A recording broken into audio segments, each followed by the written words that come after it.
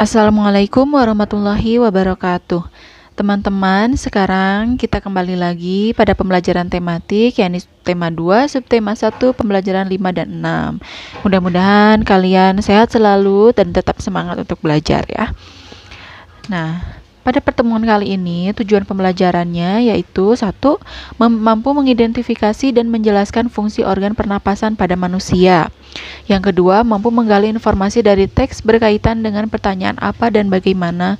Yang ketiga, mampu menjelaskan jenis-jenis tanggung jawab sebagai warga masyarakat. Nah, pertama mengenai pernafasan pada manusia. Hari kemarin kita sudah belajar proses pernafasan manusia, mulai dari menghirup oksigen melalui hidung sampai mengeluarkannya kembali berupa karbon dioksida. Nah, sekarang secara lebih spesifik kita belajar tentang proses menghirup udara yang terjadi di dalam paru-paru. Bagaimana nih prosesnya sampai udara itu bisa masuk ke dalam paru-paru. Nah, di sini yang berperan penting itu adalah otot pernafasan, salah satunya yaitu otot diafragma di sini nih. Ya, di sini diafragma. Kita baca dulu pengertian bernafas. Apa itu bernafas? Bernafas adalah kegiatan menghirup oksigen ke dalam tubuh dan membuang karbon dioksida dari dalam tubuh. Jadi, kalau misal yang kita butuhkan, yang dibutuhkan oleh tubuh kita itu adalah udara yang mengandung oksigen. Jadi, kalau kita menghirup udara selain oksigen, yaitu udara-udara kotor yang mengandung karbon dioksida dan sebagainya, itu dapat merusak organ-organ pernafasan kita, dapat merusak paru-paru kita, dan itu bisa menyebabkan penyakit pernafasan ya, seperti ISPA. Nah, lanjut yang kedua, proses menghirup udara. Nah, apa yang terjadi ketika kita bernafas, menghirup udara?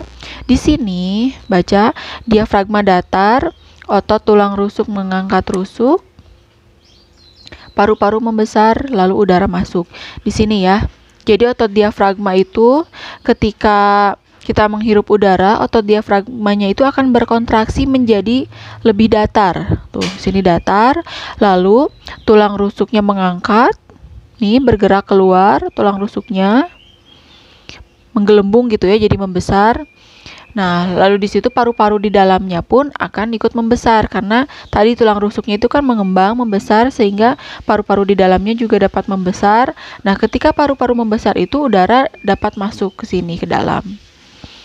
Itu ketika proses menghirup udara. Nah, lalu ketika kita membuang udara, ketika kita menghembuskan kembali udara, itu otot diafragmanya itu melengkung. Di sini tuh, melengkung seperti ini. Yang kalau tadi lebih datar, kalau ketika menghembuskan nafas, otot diafragmanya itu melengkung. Sehingga otot tulang rusuk pun mengendur. Tuh, di sini kan membesar ya. Nah, kalau di sini tulang rusuknya mengendur. Lalu paru-paru di dalamnya pun akan mengkerut sehingga lebih kecil. Nah, saat itulah udara yang berisi karbon dioksida akan dikeluarkan, dihembuskan kembali melalui hidung. Itu ya prosesnya, silakan kalian hafalkan nih proses-prosesnya. Nah, lalu yang selanjutnya jenis-jenis tanggung jawab sebagai warga masyarakat. Nah, yang pertama, kalian nih, kita semua sebagai warga masyarakat itu memiliki tanggung jawab. Nah, tanggung jawabnya itu apa saja? Kita pelajari sekarang. Yang pertama, memelihara ketertiban dan keamanan hidup bermasyarakat. Contohnya, membuat peraturan jam masyarakat dan jadwal kegiatan ronda malam. Peraturan jam masyarakat dan jadwal kegiatan ronda malam tersebut hendaknya dilaksanakan setiap anggota masyarakat sebagai bentuk tanggung jawabnya sebagai warga masyarakat. Misalnya di lingkungan RT kalian punya ketentuan sendiri nih dari ketua RT-nya. Nah, itu harus dilaksanakan oleh warga RT setempat. Lebih luasnya lagi, dalam lingkup RW, ketua RW-nya memiliki aturan tersendiri di dalam RW tersebut.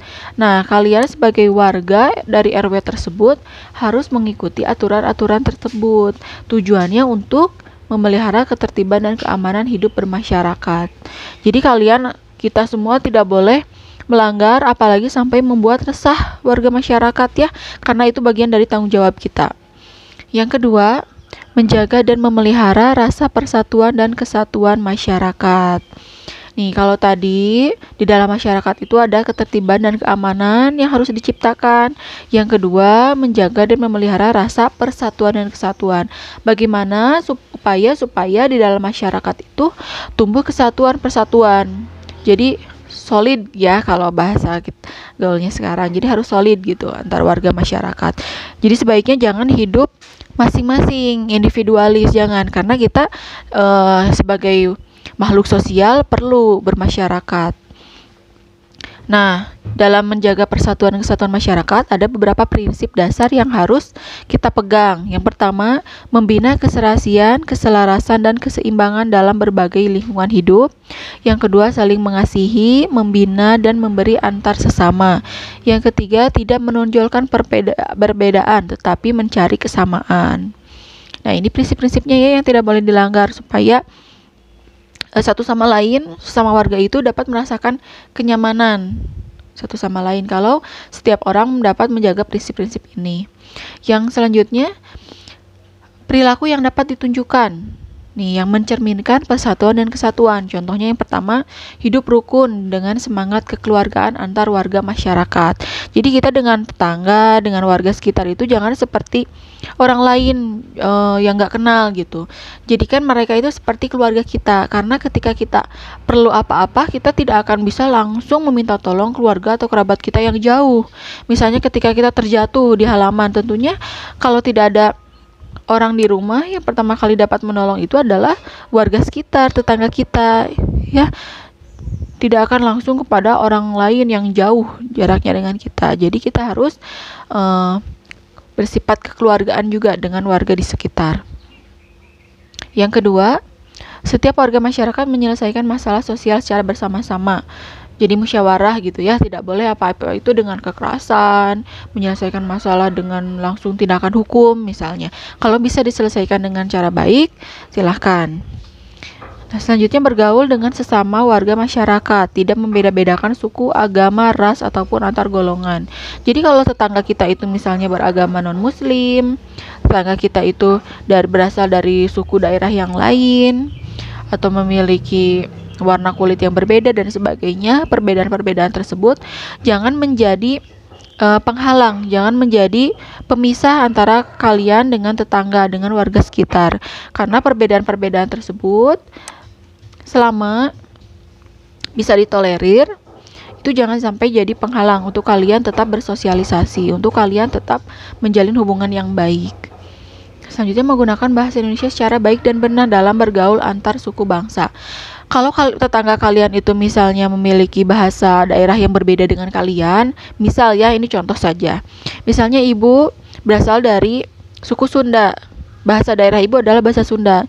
Sementara tetangga ibu atau masyarakat di sekitar ibu ada yang bahasa daerahnya itu bahasa Jawa. Jadi kan kalau ibu berbicara bahasa Sunda, mereka tidak akan mengerti kan. Nah, kita jangan memaksakan diri berbicara bahasa Sunda sementara ada teman kita, tetangga kita yang tidak bisa memahaminya. Jadi gunakanlah bahasa yang dapat dipahami oleh semuanya. Itu ya. Yang selanjutnya, mengadakan bakti sosial di lingkungan masyarakat. Nih, kalau misalnya dapat diadakan bakti sosial, berarti di masyarakat tersebut sudah tercermin persatuan dan kesatuan. Karena bakti sosial itu tidak bisa dilaksanakan oleh 1-2 orang saja, tetapi harus banyak orang. Sehingga kalau bakti sosial itu sudah terwujud, insya Allah berarti itu menunjukkan bahwa warga tersebut sudah memiliki rasa persatuan dan kesatuan yang kuat.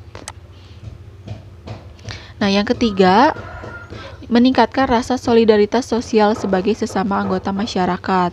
Nih, meliputi apa kegiatan sosial tersebut, solidaritas tersebut, yaitu saling membantu, saling peduli, bisa bekerja sama dalam mendukung pembangunan wilayah baik secara keuangan maupun tenaga. Contohnya yaitu kerjasama atau gotong royong. Nah, ini juga berkaitan dengan poin yang tadi yang sebelumnya ya. Jadi kalau sudah ada kerjasama, gotong royong, insya Allah itu berarti sudah menunjukkan solidaritas yang tinggi. Yang keempat, menghapuskan bentuk-bentuk tindakan diskriminasi dalam kehidupan di masyarakat untuk menghindari perpecahan masyarakat, bangsa, dan negara.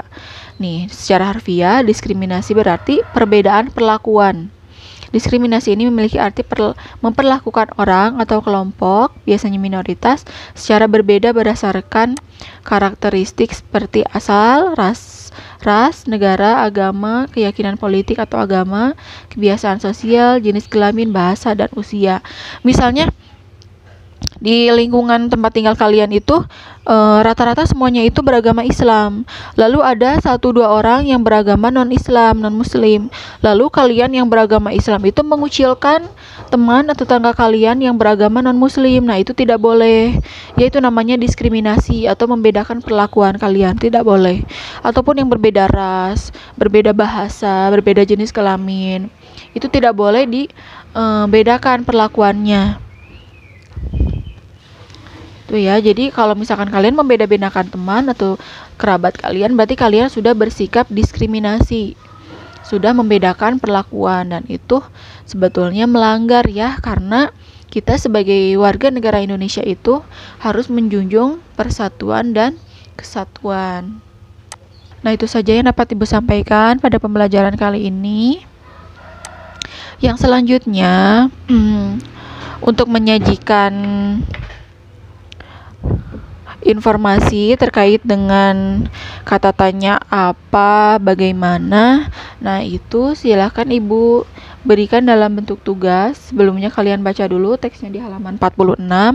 Lalu kerjakan tugasnya. Ini ada di buku kalian masing-masing di halaman 46. Di sini bacakan dulu ya. Ada orang membakar sampah berupa daun-daun yang belum kering. Pembakaran sampah itu menimbulkan asap tebal. Udara jadi tercemar asap. Banyak orang jadi batuk-batuk akibat menghirup asap itu. Nah, menurutmu bagaimana tindakan orang yang membakar sampah itu? Apakah dia memenuhi tanggung jawabnya sebagai warga masyarakat?